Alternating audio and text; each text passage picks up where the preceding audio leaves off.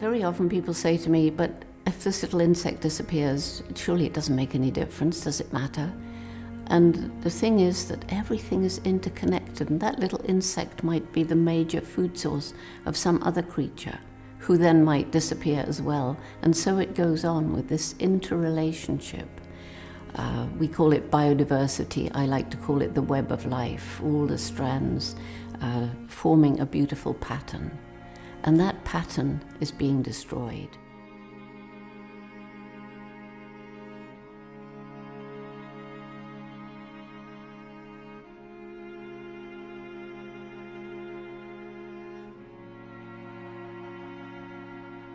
Here are all these problems which we've inflicted on the planet.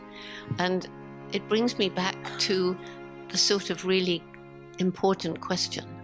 I've talked a lot about similarities in humans and chimpanzees, but clearly we're different. I mean, look, here we are, and you're listening to my words, and I'm telling you things. You may not want to hear them, but I'm saying them and you understand them. And the biggest difference, I believe, between us and chimpanzees is this explosive development of our intellect. I mean, chimpanzees can do things we thought that was impossible, but we just created a rocket a few years ago, which went all the way up to Mars, the red planet, and out came a little robot. And that little robot is still crawling around years later, taking photographs for scientists on planet Earth to see what it looks like up there. That's extraordinary. When I was a child, it would have been science fiction, but we've done it. So the question is, how is it possible that the most intellectual creature that's ever walked on planet Earth is destroying its only home? We're destroying Mother Earth so fast. Do you think perhaps we've lost wisdom? The wisdom that some indigenous people showed, making a decision based on how will this affect our people generations ahead? Are we too often making decisions based on how will this help me now, or the next shareholders meeting, or my next political campaign?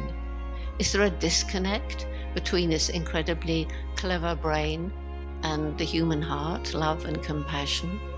And I truly feel that we can only achieve our true human potential, which is huge, if we have harmony between head and heart.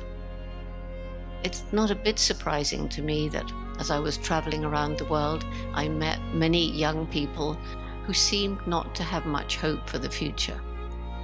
And many of them were angry. Some of them were violent. A lot of them were depressed. Most were just apathetic, didn't really seem to care much about anything. And when I asked them why they were feeling like this, they all said more or less the same. You've compromised our future and there's nothing we can do about it. We have compromised your future. When I see small children, I feel so ashamed and angry and desperate when I think how we've harmed the planet since I was that age. But is it true there's nothing that can be done? There are many biologists who will tell you so. But I'm not alone in saying we have a window of time, a window to start changing the direction. But it depends on changing attitudes.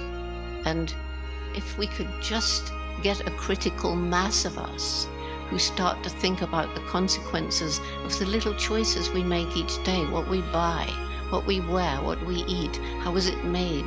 Did it harm the environment? Did it involve cruelty to animals or people, child slave labor, this kind of thing? And I think most people, even though they've become aware, do nothing because they feel useless and helpless and hopeless. They tell me so. So we just have to get it through to our thick heads that what we do as an individual, certainly in the big scheme of things, doesn't make a difference. But what we do collectively as billions of human beings making the right ethical choices, that's going to move us in the right direction. If our young people lose hope, we may as well give up. Let's learn to live in peace and harmony, first of all with each other, between religions and cultures. Gosh, we have a long way to go, don't we? But also between us and Mother Nature. Because if we go on exploiting Mother Nature the way we are now, then all will be in vain.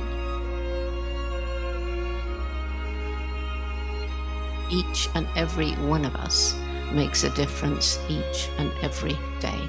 And we have a choice. What kind of difference are we going to make?